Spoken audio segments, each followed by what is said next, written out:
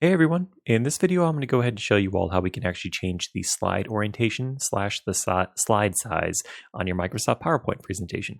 It's kind of a tongue twister. So let's say that we're on our Microsoft PowerPoint presentation and we have this standard view going on for all of our different slides. And we're like, you know what, we need this to be more, we need a wider view so that we're able to fit more content on there.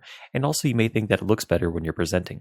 So to do this, we just have to come over to any one of our slides. So let's just say we had this one already selected, the Golden Retriever Puppy slide. We're going to come over to the Design tab, come over here to Slide Size, and from here you can see that it has the standard size selected for our slides, but we can just change it to widescreen, or we can come over here to Custom Slide Size, and we can actually choose from all of these different preset options. So there's quite a few on here.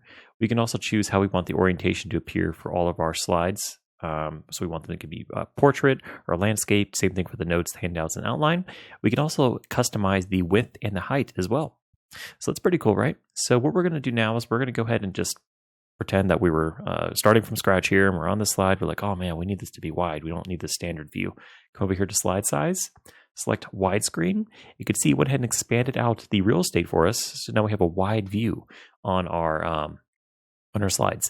Obviously you're going to have to adjust your design because the slide size is no longer the same, but hopefully you're doing this before you even start beginning the design phase of your presentation, where you can actually just have all of the slide sizes the size that you want, then you can design around it.